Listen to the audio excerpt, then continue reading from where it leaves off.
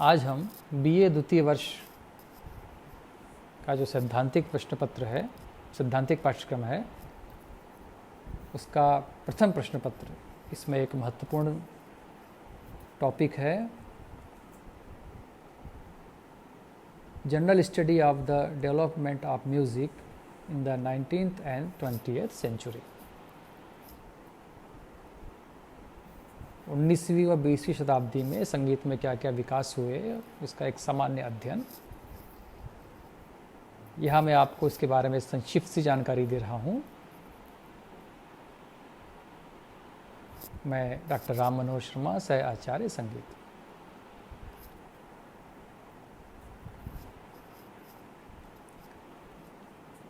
ये तो आप लोग भी जानते हैं कि जो 19वीं शताब्दी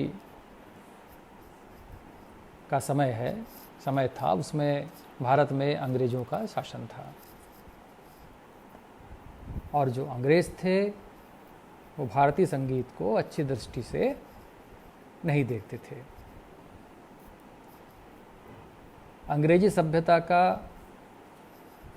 रियासतों पर भी प्रभाव पड़ा और यह प्रभाव पड़ने से जो राजा लोगों द्वारा संगीत को जो आश्रय प्राप्त हो रहा था, उसमें बाधा पड़ने लगी। इसका दुष्प्रभाव क्या हुआ कि शासक वर्ग की उदासीनता के कारण जो उस समय संगीत कला थी, वह निकृष्ट श्रेणी के व्यवसायी स्त्री पुरुषों में पहुंच चुकी थी और इस कारण संगीत का प्रवेश कुलीन या भले घरानों में निषिद्ध माना जाने लगा। फिर भी कुछ खास रियासतों में जो संगीतज्ञ थे वो साधना में तल्लीन रहे। साथ ही साथ कुछ अंग्रेज़ों जैसे sir William Jones, captain Day, captain Willard आदि ने भारतीय संगीत का अध्ययन करके इस पर कुछ पुस्तकें लिखी और जिनका प्रभाव शिक्षित वर्ग पर भी अच्छा पड़ा।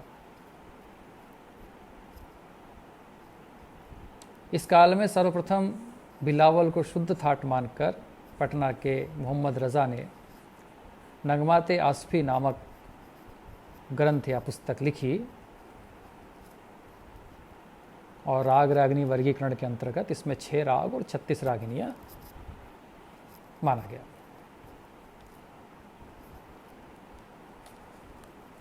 उन्नीसवीं शताब्दी में ही जयपुर के महाराजा सवाई प्रताप सिंह ने संगीत सार नामक पुस्तक लिखी, जिसमें बिलावल थाट को ही शुद्ध थाट स्वीकार किया।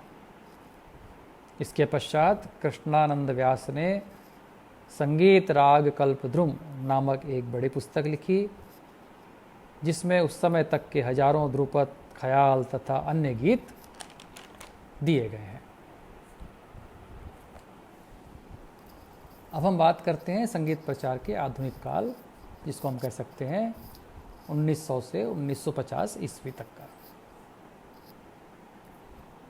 इस आधुनिक काल में संगीत के उद्धार और प्रचार का श्रेय भारत की 2 विभूतियों को दिया जा सकता है और ये नाम आप भी जानते होंगे, इस नाम से आपका भी परिचय होगा। पंडित विष्णु नारायण भातखंडे जी और पंडित विष्णु दिगंबर पलुस्कर। दोनों ने ही देश में जगह जगह पर्यटन करके, जगह जगह घूम करके संगीत विद्यालयों की स्थापना की। साथ ही साथ संगीत सम्मेलन करके जनसाधारण में संगीत रुचि उत्पन्न की। इसी काल में शास्त्रीय साधना के साथ साथ संगीत में नवीन प्रयोग के द्वारा एक विशेषता पैदा करने का श्रेय विश्व कवि रविंद्रनाथ ठाकुर को है। इन्होंने प्राचीन राग रागिनियों के आकर्षक स्वर समुदाय लेकर तथा अन्य कलात्मक प्रयोगों द्वारा रविंद्र संगीत के रूप में एक नई चीज थी।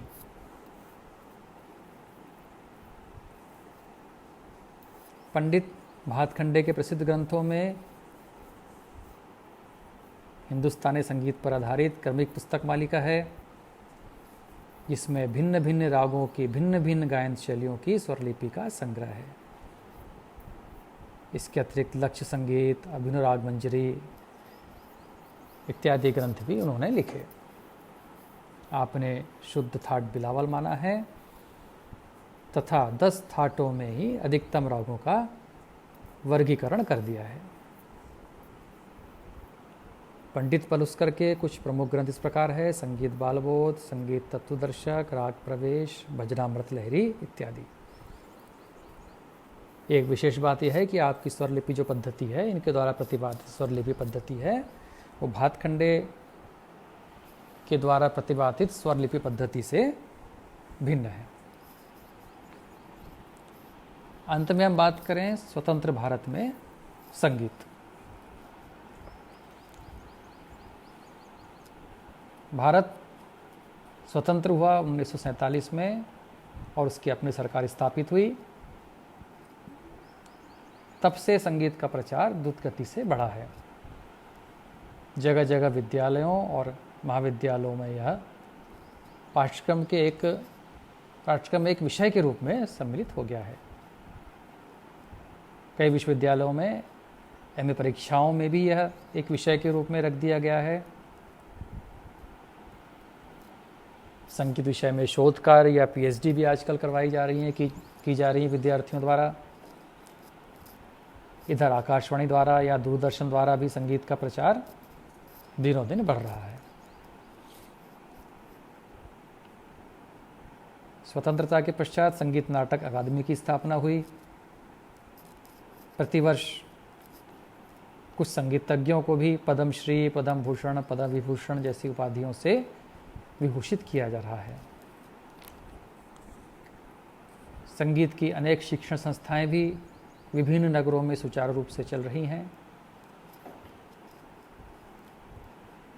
देश का शिक्षित वर्ग संगीत की ओर विशेष रूप से आकृष्ट होकर अब संगीत का महत्व समझने लगा है। सभ्य या कुलीन घराने के युवक युवतियां संगीत शिक्षा ग्रहण कर ही रही हैं। जन साधारण में भी संगीत के प्रति आशातीत अभिरुचि उत्पन्न हो रही है। संगीत संबंधी अच्छी पुस्तकें प्रकाशित होने लगी हैं। मुख्य प्रकाशक के रूप में संगीत कार्यालय हाथरस का नाम लिया जा सकता है। अन्य प्रकाशकों द्वारा भी संगीत संबंधित पुस्तकें प्रकाशित की जा रही हैं। संगीत की मासिक पत्रिकाएं जैसे हाथरस से प्रकाशित संगीत तथा मुंबई से प्रकाशित संगीत कला विहार, इनका नाम प्रमुखता से लिया जा सकता है। देखा जाए तो संगीत कला के विकास के लिए यह सब शुभ लक्षण है और यह आशा की जा सकती है कि निकट भविष्य में भारतीय संगीत उच्चतम शिखर पर आसीन होकर अपनी विशेषताओं से संसार का मार्गदर्शन करेगा।